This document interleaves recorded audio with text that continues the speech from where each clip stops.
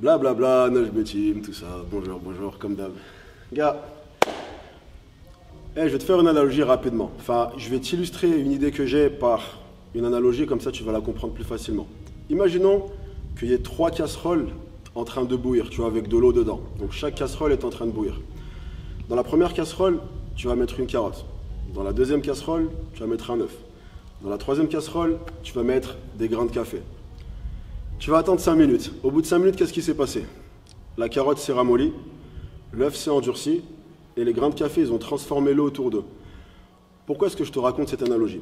Parce que je trouve qu'elle s'apporte vraiment bien à ce qui peut t'arriver dans la vie. C'est-à-dire que dans la vie, il peut t'arriver des choses et qu'il peut arriver la même chose à plusieurs personnes. Et même si ces personnes-là ont vécu la même chose, toutes ces personnes-là ont eu une réaction différente. D'accord? Pourquoi j'ai eu l'idée de te parler de ça? Parce qu'il y a eu un mec il n'y a pas longtemps qui, tu vois, me disait en gros comment il admirait le fait que je puisse travailler, tu vois, plusieurs heures par jour, me dire ouais mais c'est un truc de ouf, comment tu lâches rien, comment tu es déterminé, tu vas après tes objectifs, etc., tu es organisé.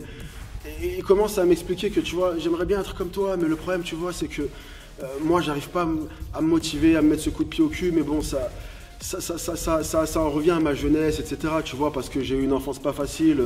Par exemple, mon père a jamais dit je t'aime à ma mère, donc tu vois, ça m'a affecté. Et à partir de mes 18 ans, mes parents m'ont demandé un loyer. Enfin, tu vois, en gros, la personne commence à se justifier, tu vois. C'est pas trop mes délires de rentrer dans ce genre de débat, donc en gros, j'ai pas voulu répondre, tu vois, mais en soi, il me disait ça, et moi, dans ma tête, j'étais là, ok, donc ton père a jamais dit je t'aime à ta mère. J'ai jamais vu mon père et ma mère dans la même pièce, tu vois, ou à 18 ans, tes parents t'ont demandé un loyer. À 16 ans, je me suis fait jeter de chez moi et j'ai dû me démerder tout seul et dormir dans des voitures. Tu vois, et c'est pas un concours, d'accord? Je veux être clair là-dessus. C'est pas une question de vouloir faire un concours de qui a le vécu le plus hardcore ou tu vois qui a le plus traversé de choses ou qui a. Mais force est de constater où je me disais, ok, ça c'est des choses que je vais pas exprimer. Tu vois, je les ai eu dans ma tête. J'ai pas voulu les verbaliser parce que je sais que ça sert à rien de rentrer dans ce genre de débat. Mais tout ça pour me dire que tu es en train de te servir de certaines choses comme excuse, en ne sachant pas que j'ai vécu ces choses-là en pire et que la seule différence entre toi et moi, c'est que moi, j'ai décidé de ne pas laisser ces choses-là me faire échouer. Tu vois ce que je veux dire? Dans le sens où ça m'a réellement fait réaliser que dans la vie, il va t'arriver des choses. C'est indéniable. Tu vois, beaucoup de gens essayent de plus ou moins, tu vois, rentrer dans une espèce de parano qui est que, ok, ils veulent éviter absolument que des choses leur arrivent. Tu ne choisiras jamais les choses qui t'arrivent. Par contre, tu es maître à 100% de la réaction que tu as. Et pour en revenir à l'analogie que j'expliquais tout à l'heure avec les casseroles, on a trois choses différentes qui ont toutes les trois vécu la même chose et les trois ont eu une réaction différente. Et en soi, dans la vie, peu importe les choses qui vont t'arriver, qu'elles soient bonnes, mauvaises, etc., tu as toujours trois types de réactions qui peuvent se poser à toi. La première, comme la carotte, c'est de laisser ces choses-là te ramollir.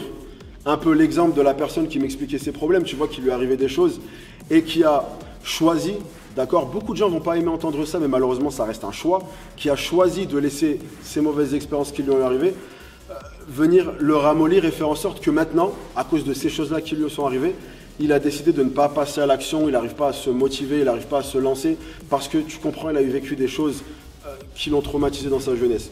Donc ça, c'est l'option numéro 1, faire comme la carotte et te ramollir vis-à-vis des choses qui t'arrivent. L'option numéro 2, tout à l'heure je parlais de l'œuf, qui lui, une fois que tu l'as mis dans l'eau chaude, il s'est endurci. Et c'est la deuxième option que tu as quand il t'arrive des choses, c'est de prendre ces choses-là et d'en faire une force. C'est-à-dire de te dire, ok, cette chose-là m'est arrivée, je ne l'ai pas choisie, maintenant comment est-ce que je peux faire en sorte que ce qui ne m'a pas tué puisse me rendre plus fort pour que si l'occasion se représente ou une situation similaire, maintenant que je l'ai vécu une fois, je sais quoi faire et que du coup, je puisse mieux vivre cette situation. D'accord? C'est ce que personnellement, je choisis d'essayer de faire au maximum. Et ensuite, tu as l'option numéro 3, l'option graine de café, qui pour moi, c'est l'option, c'est vraiment la plus dure à faire. Mais si tu arrives à la faire, je pense que ça sera très très dur de t'arrêter jusqu'à la fin de ta vie. C'est en gros faire comme le grain de café qui lui a transformé l'eau autour de lui. C'est-à-dire que l'eau a commencé à bouillir, ça il ne l'a pas choisi. Par contre, il a choisi lui de venir prendre ce qui était à l'intérieur de lui et de venir en imprégner tout son environnement. C'est-à-dire qu'il a carrément changé la couleur de l'eau. Ça, c'est dans un livre que j'avais lu qui s'appelle Antifragile, d'ailleurs qui est un super livre, et qui justement parle de cette notion d'antifragilité. Tu vois, un peu comme le diamant, où en gros, sous pression, qui est un diamant à la base, tu vois, n'est qu'une roche, et qui sous pression devient littéralement une des choses qui a le plus de valeur au monde, c'est grâce à cette pression-là, tu vois. Non seulement le diamant prend la pression et ne laisse pas cette pression le détruire, mais il en devient encore plus beau après. c'est ce qui s'appelle l'antifragilité. L'antifragilité, c'est le fait de prendre les obstacles, les défis, les difficultés que tu rencontres parce que tu dois les rencontrer et que c'est inévitable, et de non seulement ne pas les laisser te ramollir, faire encore plus que t'endurcir vis-à-vis de ça, mais de carrément les prendre et d'en faire quelque chose de positif et de le tourner à ton avantage. C'est ce que par exemple moi j'ai décidé de faire dans les exemples que j'ai cités précédemment, à savoir le fait que moi non plus, comme énormément de personnes, j'ai pas connu mes parents ensemble, ou que moi, exactement comme plein de personnes également, j'ai dû m'en sortir très jeune tout seul. Je n'ai pas laissé ça me ramollir et je ne me suis pas contenté de m'endurcir. J'ai carrément décidé de prendre ces choses-là et d'en faire une force. Aujourd'hui, si en tant qu'entrepreneur, j'arrive à avancer, c'est parce que je suis quelqu'un qui n'a pas peur de prendre des risques. D'accord ? Ça ne me dérange pas de parier, même littéralement, toutes les économies que j'ai dans un projet, alors qu'il peut ne pas marcher. Pourquoi ? Parce que si ce projet ne marche pas, quelle est la conséquence ? Je vais me retrouver sans argent, je vais me retrouver à la rue. Je l'ai déjà vécu tout ça.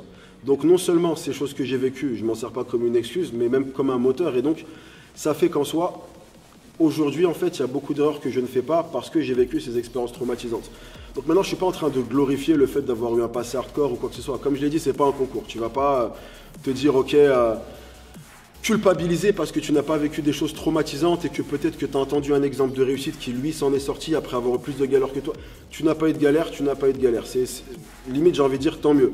Maintenant, ce que je suis en train de te dire, c'est que le peu de galères que tu as, tu ne les choisiras pas. Par contre, peu importe ce que on peut te mettre dans la tête ou peu importe ce que ton ego peut vouloir te mettre dans la tête, d'accord, parce qu'il y a beaucoup d'ego là-dedans, tu choisis à 100% ta réaction. Ça veut dire que si jamais un événement négatif t'arrive, c'est entièrement toi qui choisis si cet événement-là va te détruire, t'endurcir, ou si carrément tu vas prendre cet événement-là et t'en servir à ton avantage.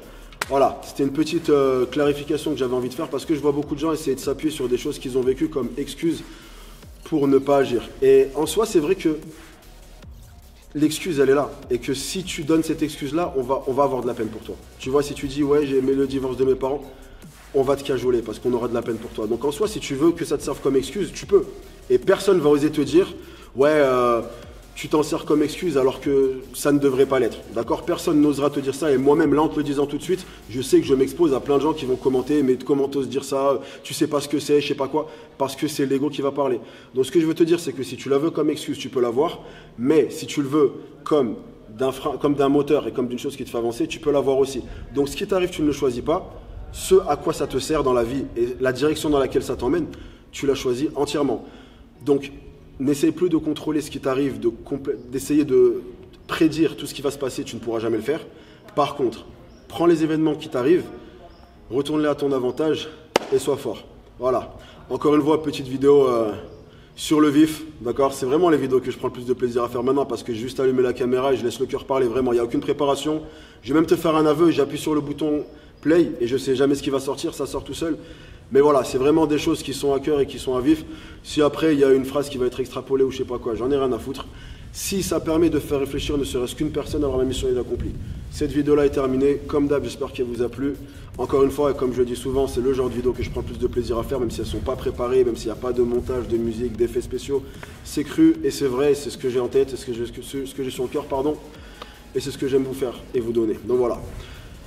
Pour ma part, c'est tout ce que j'avais à vous dire aujourd'hui. J'espère qu'elle vous a plu. Comme d'hab, la team. Si la vidéo vous a plu, on pense à mettre des pouces bleus. Et si la vidéo ne t'a pas plu, mets un pouce en bas. C'est pas grave. Mais au moins, donne ton avis, réagis, participe. Voilà. Laisse-moi comprendre que je fais pas ces vidéos pour rien. Également, merci pour vos partages parce que les gens ne réalisent pas, mais c'est comme ça que je me fais découvrir. Et merci pour les abonnements et les notifications. Moi, je vous chope sur une vidéo. La team. Comme d'habitude, soyez antifragile, soyez sexy. On se dit à la plus traîne. Peace!